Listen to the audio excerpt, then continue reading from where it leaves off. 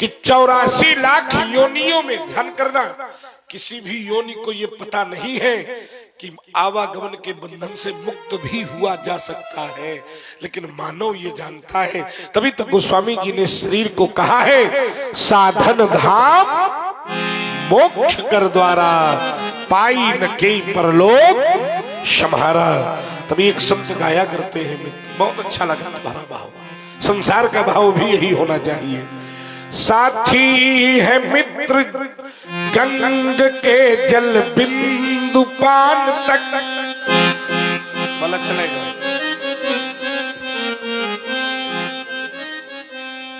साथी है मित्र गंग के जल बिंदु पान तक। एक बात यहां से लेकर वहां तक जितने लोग बैठे हो, ईमानदारी से उत्तर कर लेना, कितना भी बड़ा साथी क्यों ना बना लो, गंगा जी का आचमन करके विदाई दे देगा कि जाओ, यहां से यात्रा के लिए ही करनी पड़ेगी। तभी तो संत गाते हैं साथी है मित्र गंग के जल बिंदु पान तक, अर्धांगिनी बढ़ेगी केवल मकान तक। परिवार के सब लोग चलेंगे इस मुसान तक, और बेटा भी हक निभाएगा केवल अग्निदान तक। इसके आगे कोई जाएगा क्या? हो तो बताओ खड़े होकर, पंडित जी हम जाएंगे। इसके तो आगे केवल मित्र भजन ही है साथी, और भजन के बिना फिर अकेला चलेगा। तभी तो संत कहते हैं रे मन ये 2 दिन का मेला रहेगा, कायम न जग का झमेला रहेगा। रे मन ये 2 दिन का। इसलिए जाओ भगवान के चरणों की सेवा करो, संसार में कर्म करो। ऐसा नहीं कि कर्म न करो, लेकिन कर्म में आसक्ति नहीं, विमुक्ति का दर्शन होना चाहिए। जाओ, भगवान शंकर तुम्हारा सदैव कल्याण करे। शुभाशीष।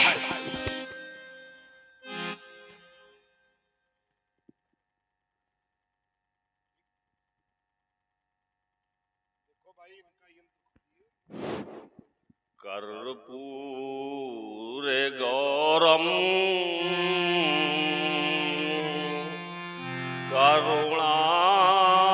करुणावतारम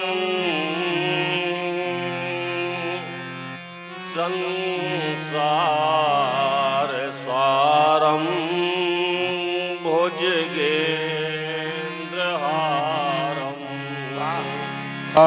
सदा वसंतम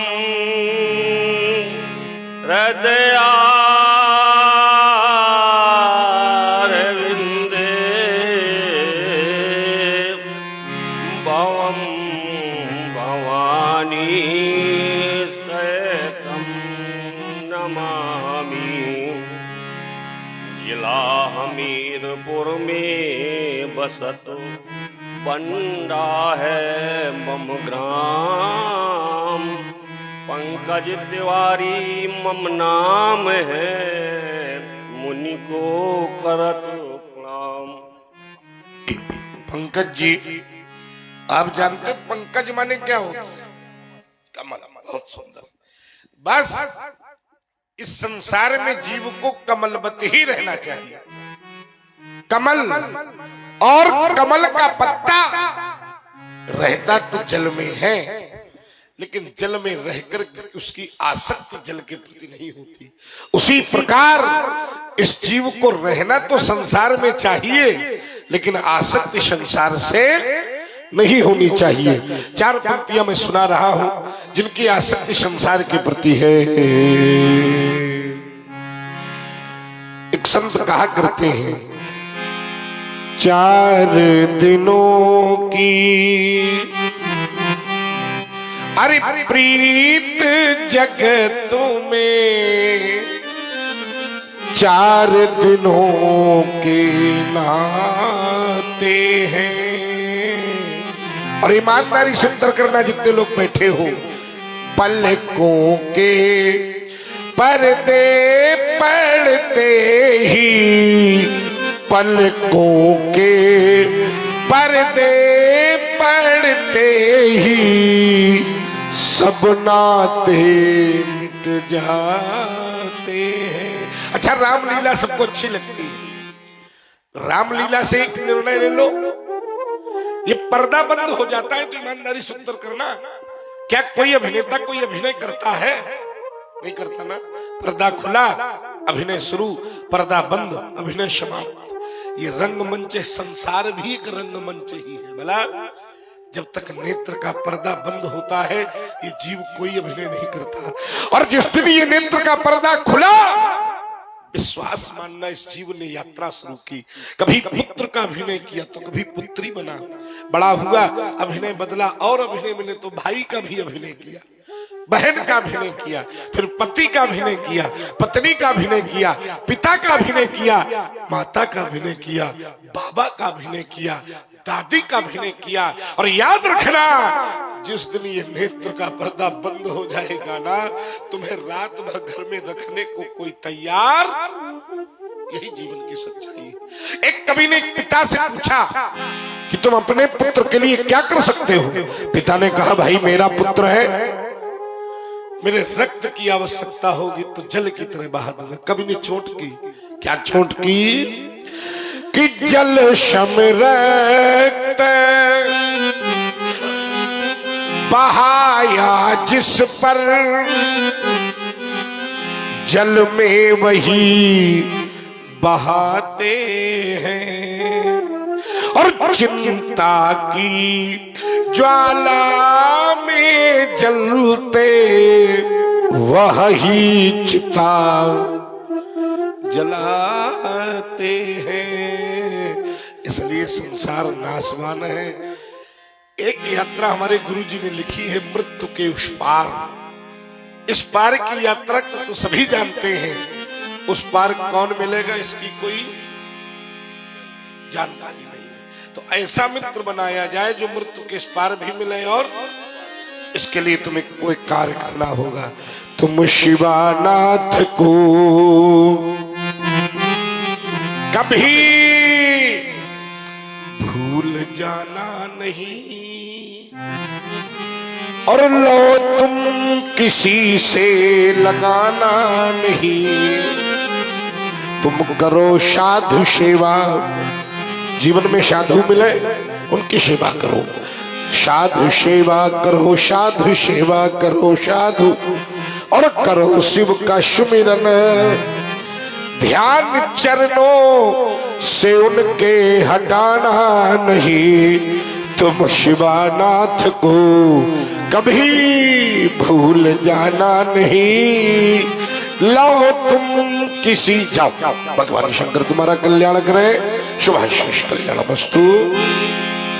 जनक बहोर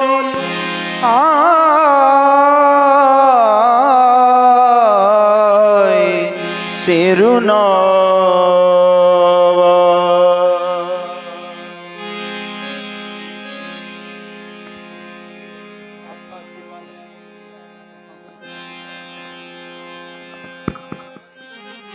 देवता के श्री चरणों में इस सेवक का प्रणाम प्रीत हो, प्रणाम प्रीत हो।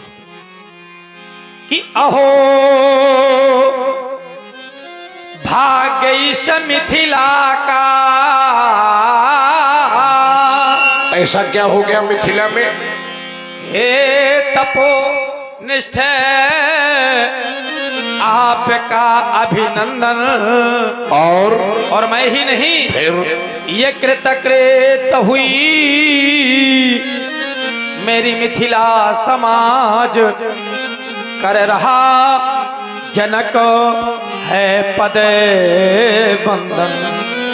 सेवक का प्रणाम प्रीत हो, प्रणाम प्रीत हो। जो पर स्वार्थ में जीता है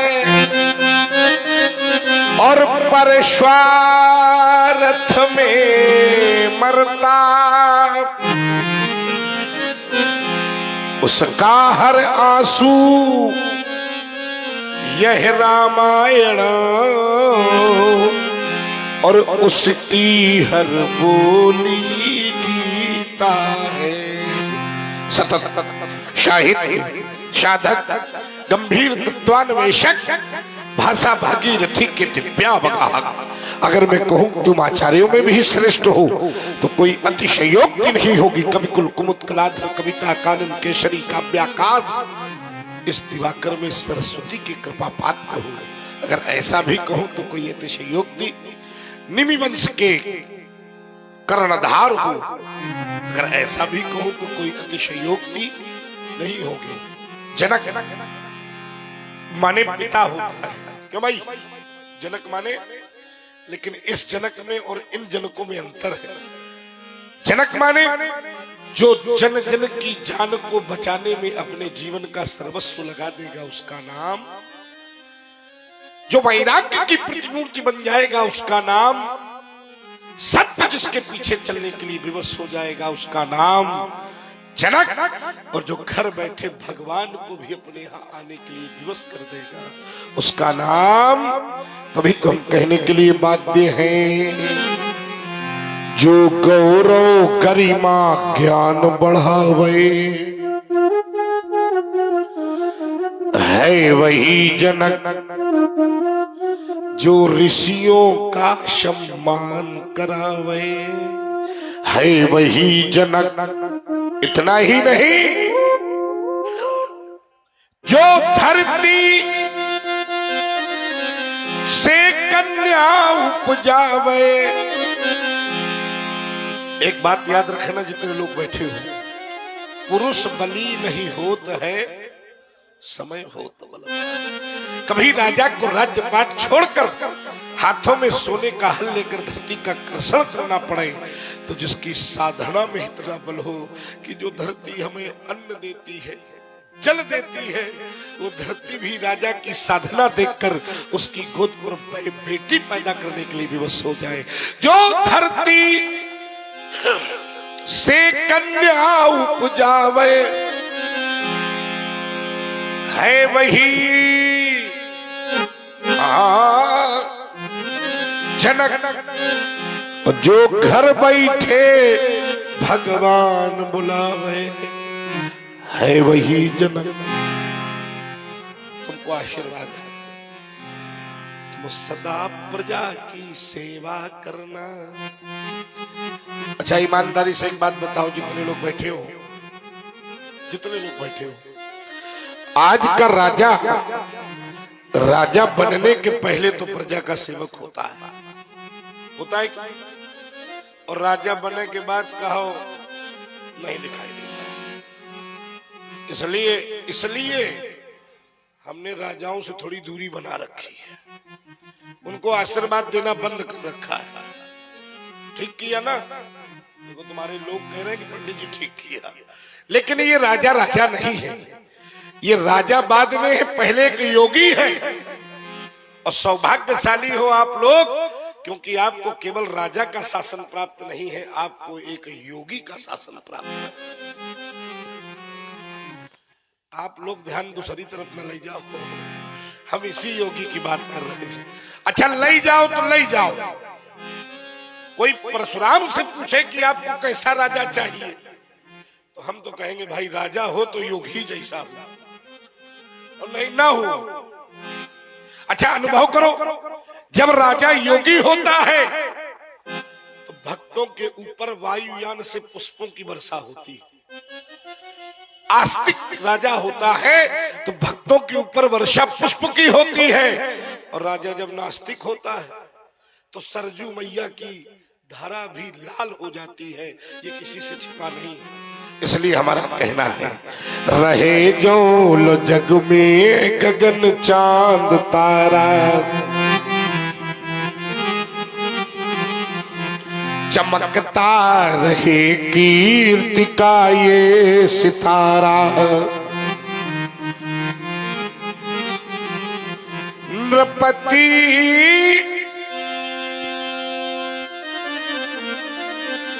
नृपति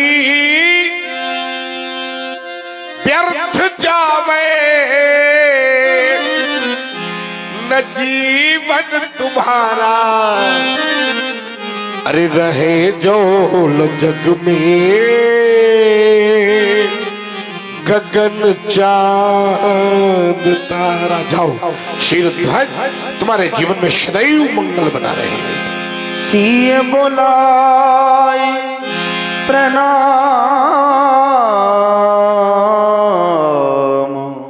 करा। आओ बेटी, देखो ये श्री भार्गव परशुराम जी हैं। इनके श्री चरणों में नतमस्तक होकर के प्रणाम करो बेटी, नतमस्तक होकर के प्रणाम करो। ये बालिका कौन है? ये बिटिया है, आपकी बेटी? हाँ। अच्छा, यहाँ लोग बैठे होंगे, परशुराम कह रहे हैं बालिका और जनक जी कह रहे हैं बिटिया। परशुराम की दृष्टि जब इस चरित्र को देख रही है तो बालिका शब्द से अलंकृत कर रही है।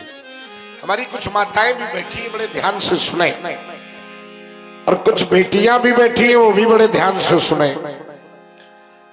चूंकि वर्तमान में मेरे देश की बेटियां ही थोड़ा सा दिशा भटक रही हैं, दुर्भाग्य है। अच्छा, ईमानदारी से बताओ, जितने लोग बैठे हो, क्या इस बिटिया से अच्छी कोई बेटी हो सकती है? बताओ भाई, क्या इससे अच्छा व्यवहार किसी का हो सकता है? हमारी संस्कृति कहती है कि हमारे घर में कोई अतिथि आ जाए तो हाथ जोड़कर उसका सत्कार करो। क्यों करो? ए बालक, उठ के बैठो, नहीं घर जाओ।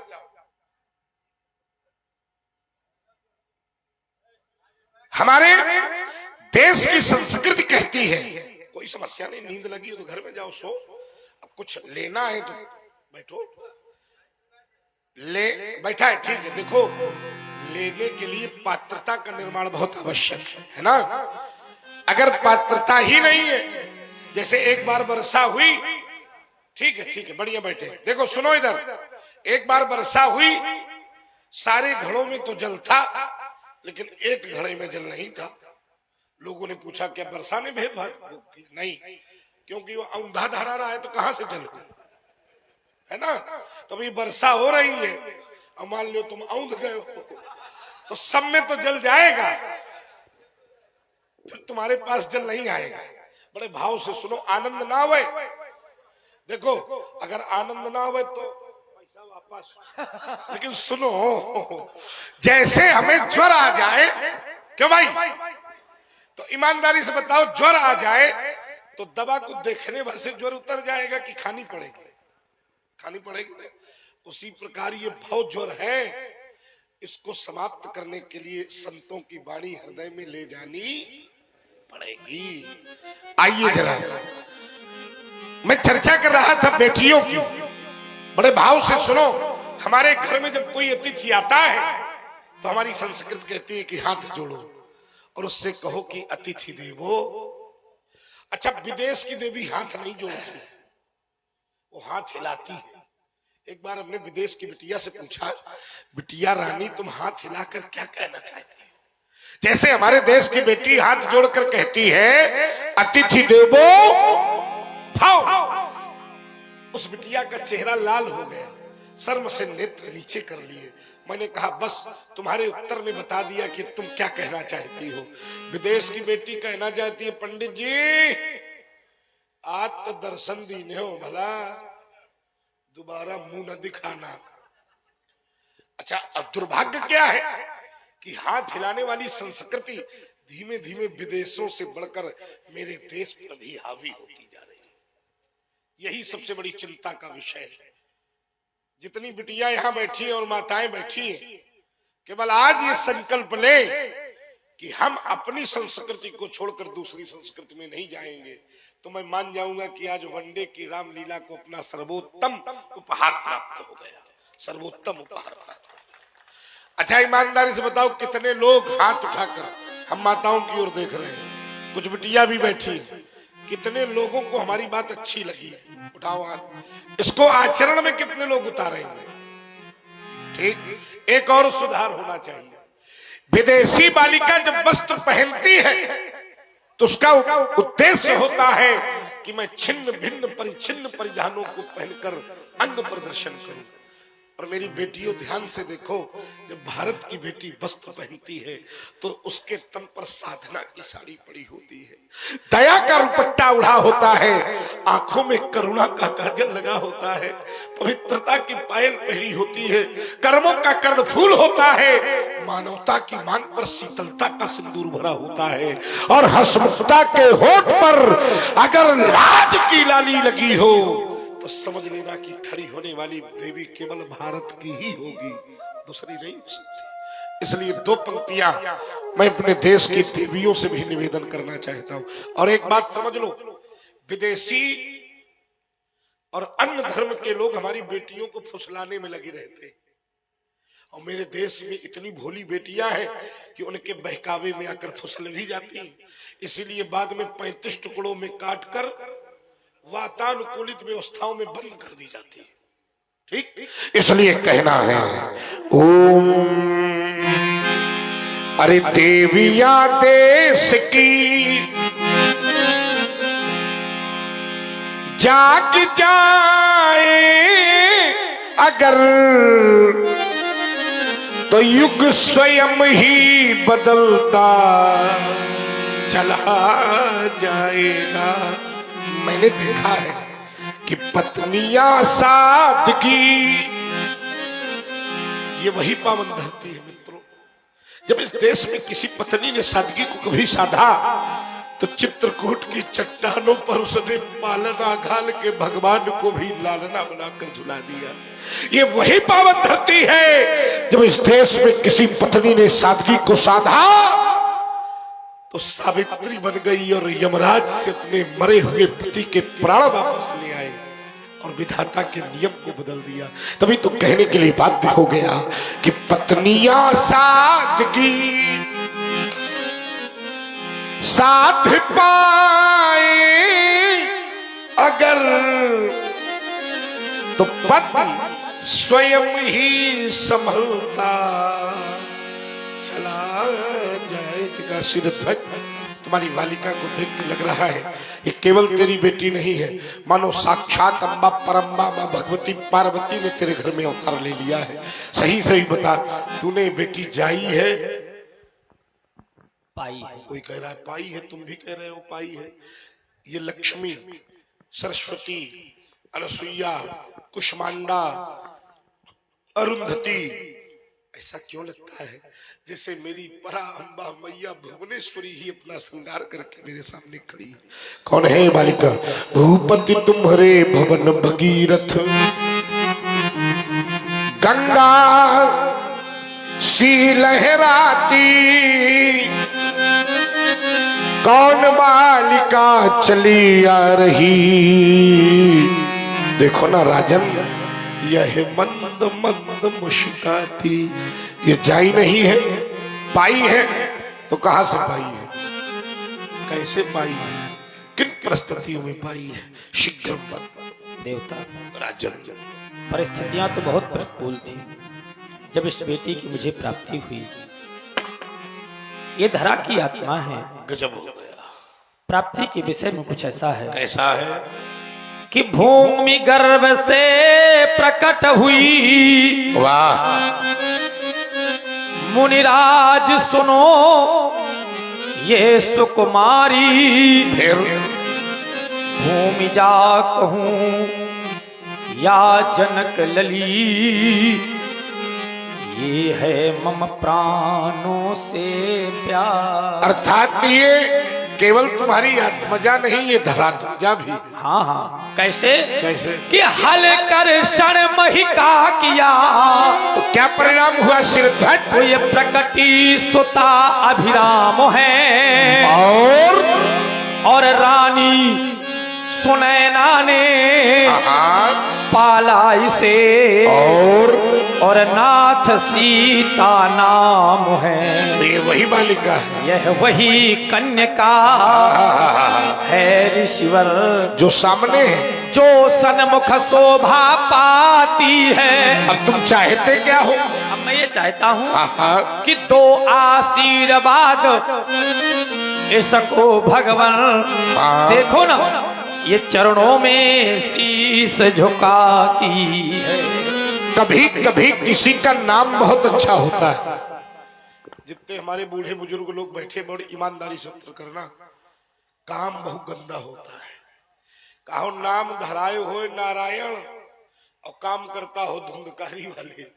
अनुभव करो आप लोग। नाम अच्छा लेकिन काम, कभी कभी काम बहुत अच्छा होता है, काम नाम कल्लू धरा हो, भरोसा नहीं है।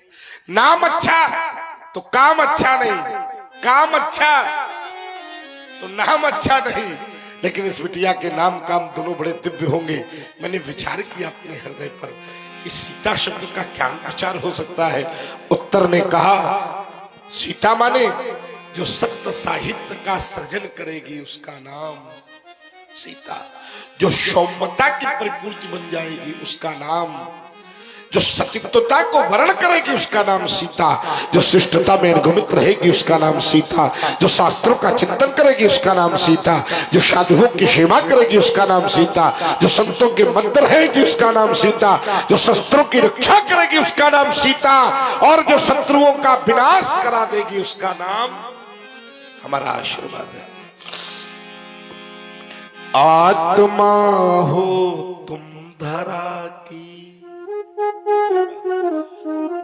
क्या बात है मुकेश जी, इसीलिए तुम हृदय में रहते हो हमारे, बहुत शुक्र। आत्मा हो तुम धरा की, व्यक्ति को बोध होना चाहिए कि हमें, अब हम लोग तो अनारी आदमी है इस विषय के, वाह साधु आपको। आत्मा हो तुम धरा की तो परमात्मा तेरा पति हो।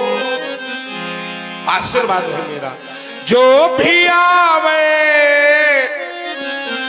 शरण तुम्हारी तो मुक्ति ही अंतिम गति हो। याद रखना, पति पिता दोनों कुलों की, इस देश में जब बेटी का जन्म होता है बिटिया रानी, जन्म होते ही बेटी के कंधे पर पिता की कुल की मर्यादा, विवाहोपरांत उसी बेटी के कंधे पर पति की कुल की मर्यादा, और इन दोनों मर्यादाओं का भार ढोते धोते ये भारत की बेटी अपने प्राणों का अंत कर देती है। तुमसे भी कहना है, पति पिता दोनों कुलों की लाज को निर्बाध रखना, स्वार्थ तज परमार्थ बेटी तुम सदा नित रोज भजना। बस इसी से इस जगत में तुम सदा पूजित रहोगी, और है यही आशीष मेरा कि तुम सदा फूलो फलोगी। अरे तुम सदा फूलो फलोगी। जा बेटी तू जा। लेकिन जाने से पहले एक बात याद करना, पति से करना प्रेम सदा तुम। क्योंकि हमारे देश में नारियों के लिए केवल एक ही धर्म है, एक ही धर्म एक व्रत नेमा। पति से करना प्रेम सदा तुम,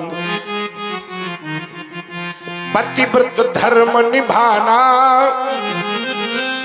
मां अपनी से जा कह देना, खाद्यान अधिक उपजाना। माता कौन है तुम्हारी? धरती। कहीं पे हीरे कहीं पे पन्ने, कहीं पे मोती उपजा।